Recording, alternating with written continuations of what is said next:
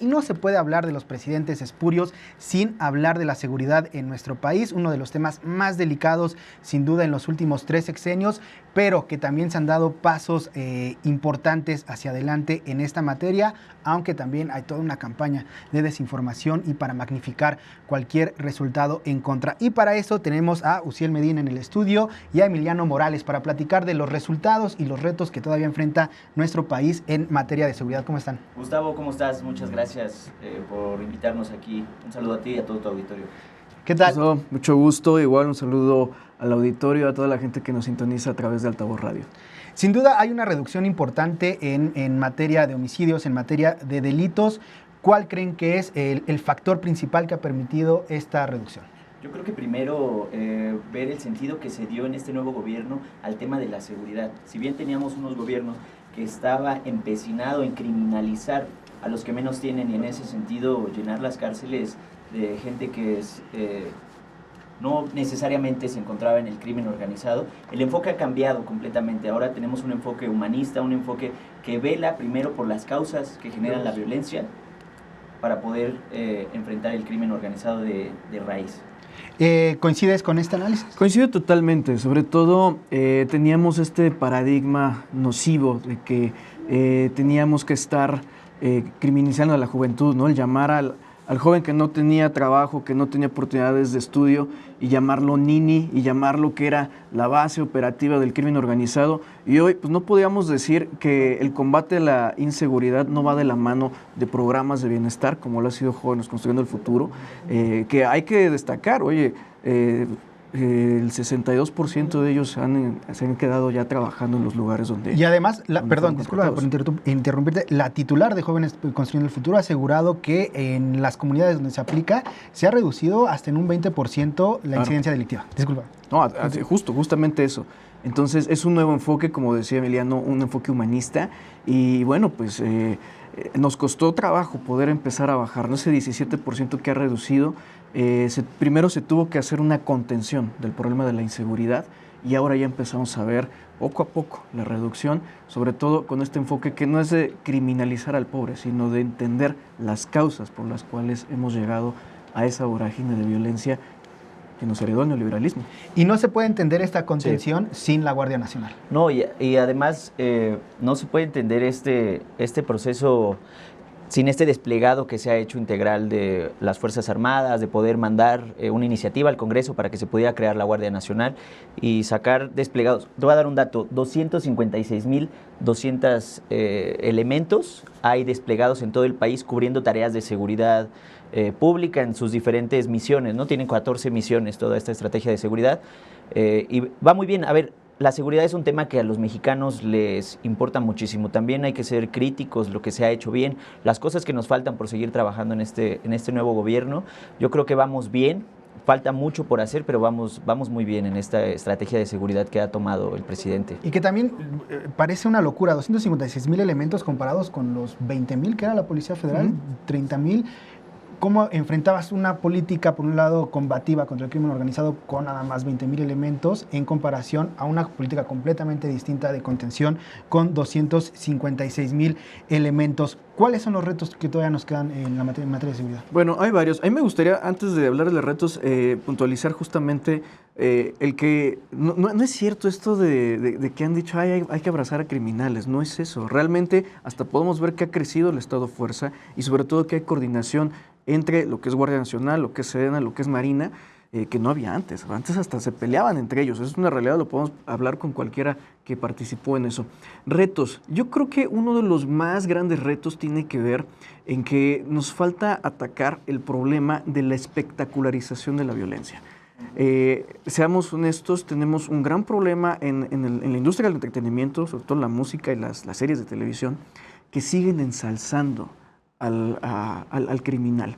Y también tenemos un bombardeo mediático, ¿no? Sobre todo quienes utilizamos el transporte público, nos subimos al metro, al camión, y estamos viendo todos los días, portadas con personas que han muerto violentamente y también con mujeres promocionadas como si fueran una mercancía sexual.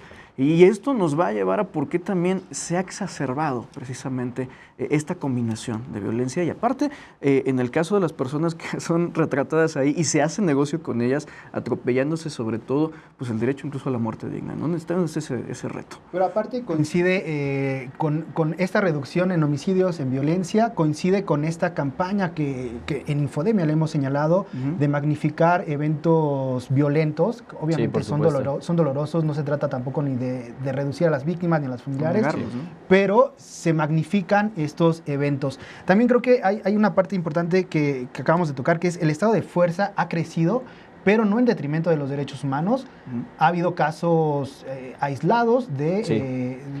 Sí, y se ha incrementado el estado de fuerza porque, a ver, las células delictivas y el crimen organizado, hay que decirlo, está organizado, hay que combatirlo con inteligencia, con fuerza, pero no en esta fuerza que hacían antes, ¿no? Que ocupaban a las mismas Fuerzas Armadas para callar a voces disidentes, Ayotzinapa, los jóvenes de Monterrey, ¿no? Todos los espeluznantes casos que tuvimos en sexenios anteriores. Eso ya no pasa, hay casos aislados, sí, y se está tomando medidas, sí, pero si bien ahora, ya lo ha dicho el presidente, el ejército y todas las personas que están encargadas de tareas de seguridad, es pueblo uniformado, es pueblo que es consciente de las realidades que vivimos y que está brindando y que está tratando de darle seguridad a la gente.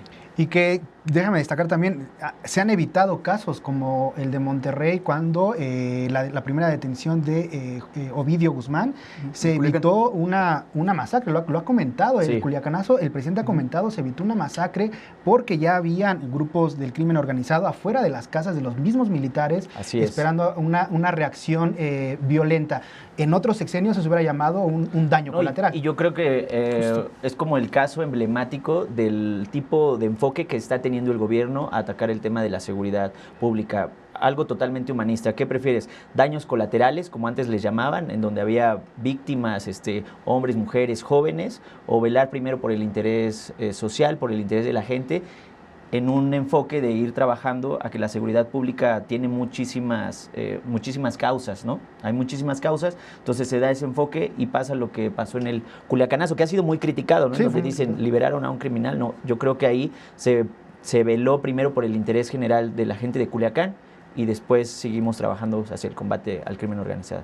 ¿Qué nos falta? ¿Qué le estamos perdiendo la vista? Creo que también necesitamos hablar de la dimensión global del crimen organizado, porque muchas veces el problema se ve solamente como si fuera endógeno, que solo pasara en México, ¿no?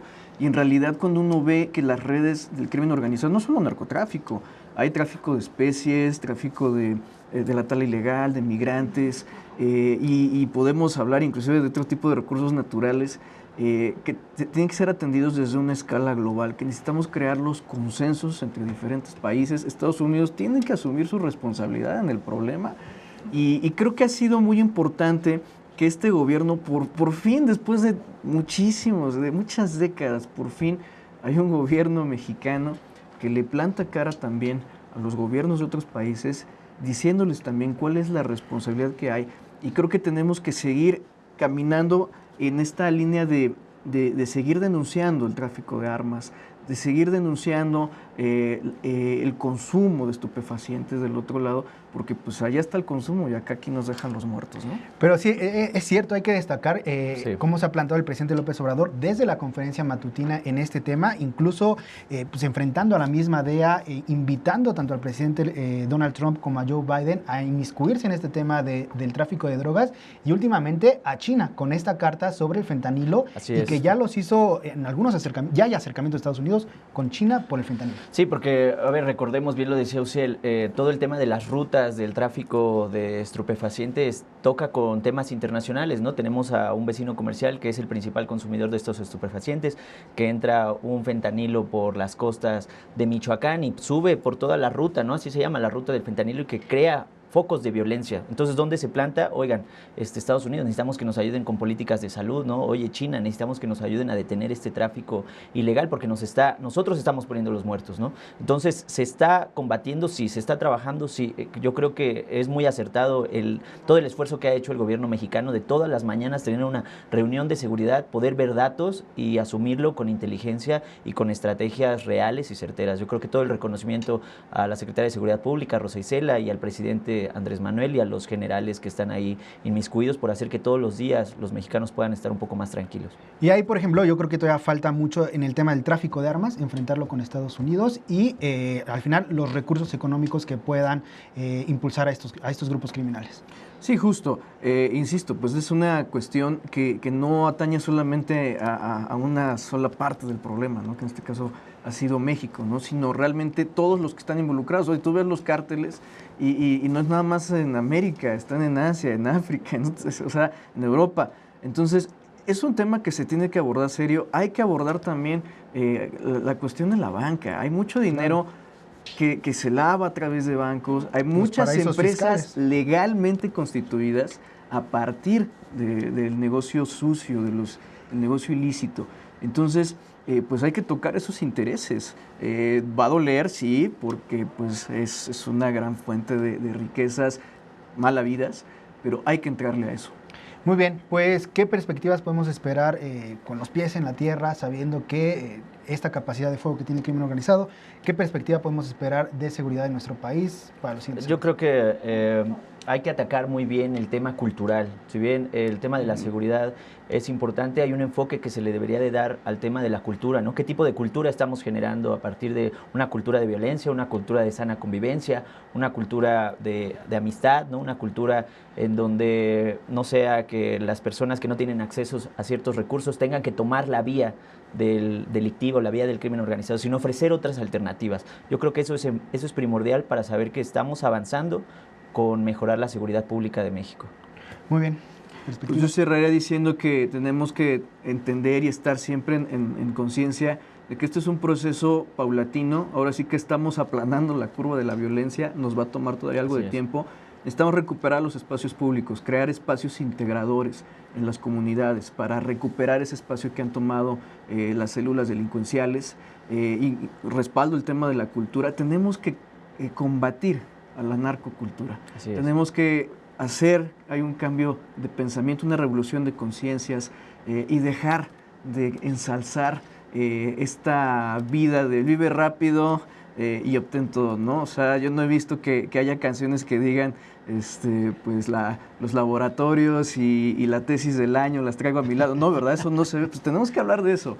En lugar de estar entronizando el vivir rápido, esta herencia neoliberal de querer acumular como si eso fuera trascendencia y que muchas veces nos llevan a estos escenarios de violencia. SPR Informa.